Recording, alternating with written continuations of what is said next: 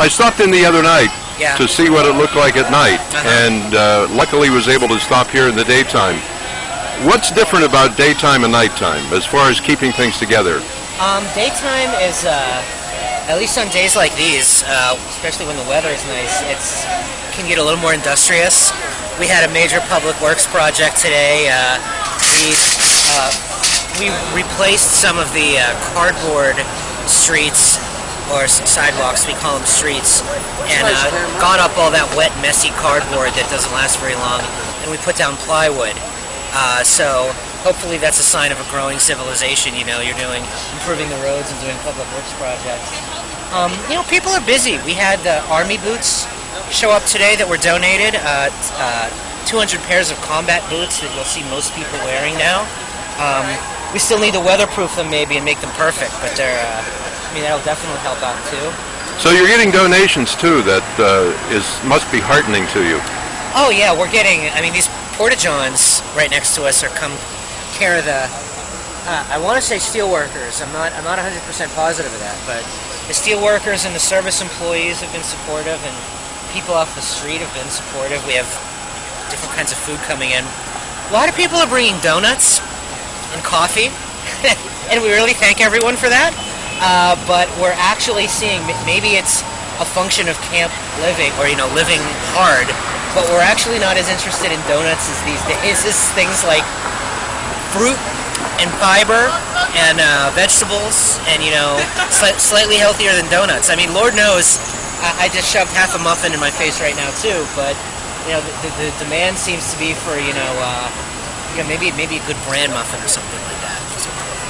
Do you find that people who are occupying tend to be, if not vegetarians, at least health fans? You know, the people who understand what good nutrition means? People who understand what good nutrition means, yeah, for sure. And there's a fair number of vegans on the camp too. The food as it's served is usually separated vegan and non-vegan. That having been said, there's still plenty of people who enjoyed some fried chicken came over the other night, and there were certainly a bunch of people who enjoyed that too. But I think it's sort of just a function of this kind of living. We're all eating a little bit less and, you know, eating a little bit better, you know, to keep our energy levels up. I notice a fellow over there with a stationary bicycle. Yes. Is he generating power for something or just exercising? He is generating power for the electronics, the media / social media tent. About an hour and a half ago or 2 hours ago, they were asking, like, every 10 minutes, can someone please get on the bike and spin? Can someone please get on the bike and spin?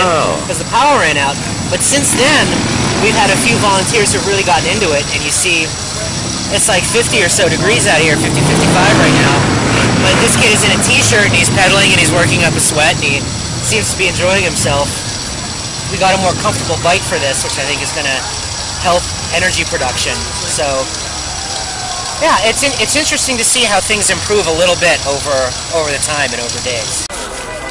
Well, I was told this is a comfort tent. What does that mean? A comfort tent is where you can come to get things like clothing or shoes or sleeping materials.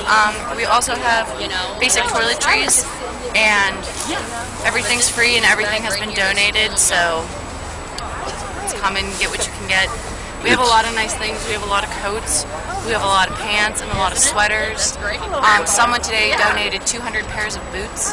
Wow. So everything in here is from the kindness of everyone else's hearts, which is really nice. It just shows how much people care. We actually had to shut off donations for clothing until we get some type of better system going. Another comfort tent. Maybe somebody can donate a comfort tent. Maybe we just need people to come and get things, would you say? Yeah.